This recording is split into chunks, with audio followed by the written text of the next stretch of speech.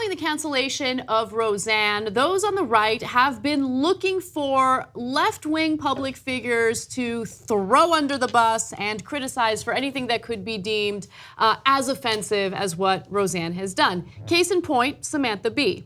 Now, recently on her show, she was talking about Ivanka Trump and the whole debacle involving Ivanka Trump posting a picture posing with her 2-year-old son.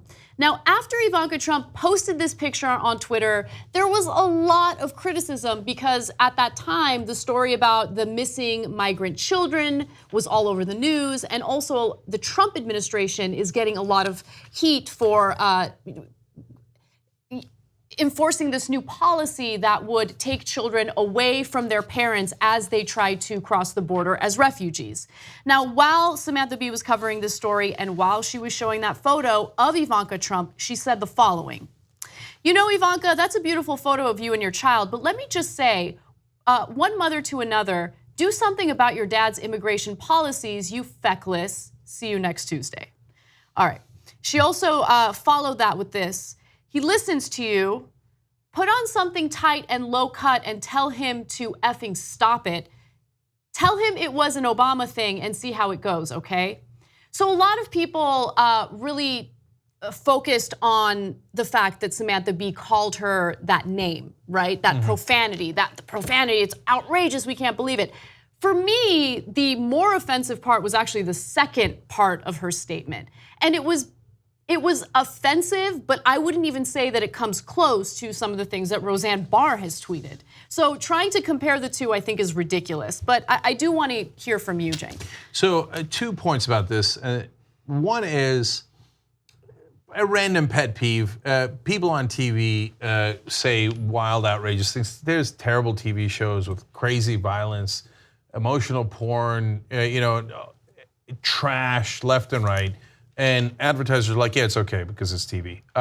You do 10% of what Samantha Bee did online. Oh my God, the online trash, can you believe it, et cetera, et cetera. And I'm speaking out for especially the smaller creators online and how much they get disrespected. But on TV, you could say, have a totally different standard and it's fine. So that's my random pet peeve. Okay, now onto the heart of the story. I don't care, don't care, don't care, don't care. Wow, she said a bad word. Ooh, like what, we're still children, right? I mean, what's this conversation about? So, and okay, even more important. So of course CNN jumps in and all the mainstream media, and they're like, yes, Republicans, please like us. We're gonna now savage Samantha Bee, and we get to call ourselves fair. Ay, ay, ay. Oh, Republican overlords, have we done a good job? And so a CNN anchor right before we came on air said, oh, this is just like Roseanne Barr. No, it's not, so let me explain it to you, okay? Attacking a group of people for being in that group is racist or bigoted and is deeply hurtful and continuous stereotypes. Now those stereotypes are problematic. Why? For example, yesterday on the show, we did a story about how forget the Republican part, Democratic part. On average, African Americans for the same exact crime get 4.8 months more prison time than white people do. So those stereotypes wind up taking away people's freedom, sometimes takes away their lives, and is really important and serious. Invective against one person, insults against one person is you don't like that person. Who cares? So for example, I got news for you. There's a lot of right-wingers who hate me, okay? And they say terrible things about me. So what? That's not a thing. You can say that all day long. I don't care, no one cares, and you shouldn't care. But if you were to attack, I mean, my ethnicity, okay. But okay, my ethnicity is weird and nobody cares about it. But if you attack blacks people or pretend Latinos, to care about it, but nonetheless. Yes, okay, I know, right? You attack certain groups of people, and that has consequences, and that's why it matters. And if you can't tell that difference, well, then you got issues. Let's just be kind and put it that way. Okay, so the thing about Roseanne was that her tweets, yes, they were problematic because of the race issues there, but I would argue what was even worse was that she would push conspiracy theories that would incite violence. So we didn't even talk about Pizzagate. She was one of the people who consistently would tweet about how this pizza shop was running a sex ring. Okay, and then what happened? Some unstable person believed in that conspiracy theory and showed up with a gun and could have potentially killed people as a result.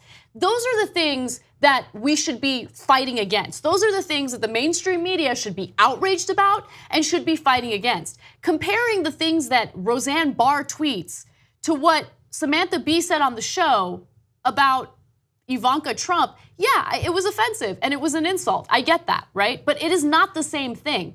The part that I didn't like was just the imagery of, why don't you wear something provocative, or why don't you go to your father? She's not joking about Ivanka. She's joking about Donald Trump and what a pervert he is for being turned on by his daughter and talking about it endlessly. And she's a comedian.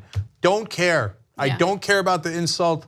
I don't care about the second part. Totally, utterly not guilty. Well, and by the way, the guys who cry the loudest about this, the snowflakes on the right, they're the ones who say Trump said that he grabs women by the pussy. Let's just keep it 100. Please stop with the disingenuous, we care about women so much when there's someone attacking one of our women. You don't care about women. You hate women. You show it in your policies. You show it in the things that you support. You don't care about women. They love to use issues to their advantage when it's convenient for them. But in the grand scheme of things, you have supported a president who has called women pigs, who has made fun of them and their menstrual cycles, who has called them, fat on national television, who has responded to people who have accused him of sexual misconduct as people who are not attractive enough to be sexually assaulted.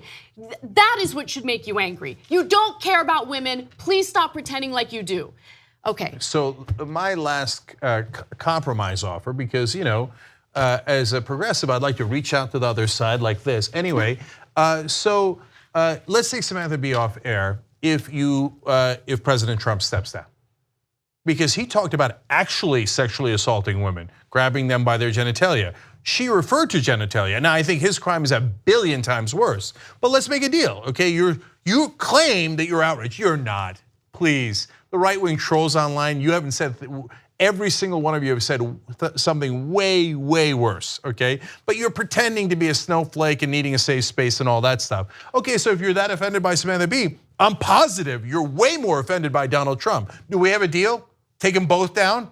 Oh no, it's okay. Sexually assaulting women is awesome, but if you offend a Republican woman, you're gonna cry your crocodile tears. Well, Samantha Bee did what most people on the left do. She apologized. So I do want to read you her apology. She said the following: I would like to sincerely apologize to Ivanka Trump and my viewers for using an expletive on my show to describe her last night. It was inappropriate and inexcusable. I crossed a line and I deeply regret it. What that is essentially a sign. I'm not saying that she's weak, but the way that it will be interpreted by those on the right is an admission of guilt and weakness, and they will use that to continue attacking you. What she should have said is, I denied, I strongly denied it. I didn't even say it. Just lie like Trump does, who cares? Anyway, that statement is written by a PR person. And the correct way of reading that statement is, please don't cancel my show. I know advertisers are upset because their sensibilities are so fragile, and the Republicans are so sensitive, and we don't want to lose them as viewers. Which Republicans are watching Samantha Bee's show? Please, free Samantha Bee, free Samantha Bee. Okay, stop making her say these things in like a hostage-like video. And may I please also jump in and compare apples to apples? Remember, Ted Nugent referred to Hillary Clinton with the exact same expletive. So conservatives, you guys are outraged at Ted Nugent and you're boycotting all of his shows. Does he still have shows? I don't think he has shows anymore. Whatever that Ted Nugent is doing, you're boycotting, right? No, you love Ted Nugent. Ted Nugent got invited to the White House. He got invited to the White House. So, and the rest of the right wing's gonna right wing, right? The rest of the media, stop being suckers. Stop taking these guys seriously like, oh my God, Republicans are outraged. They care about the C word and offending women. they love Ted Nugent. It doesn't matter. Oh my God, Republicans, we're so sorry. Samantha Bee, you're a bad person. When the Republicans do it, we don't care at all. But Samantha Bee, wag the finger. 2 easy ways to follow the Young Turks. One is hit the subscribe button down below, then you're a TYT subscriber. And second is ring the bell. And when you do that on YouTube, you're notified of our videos.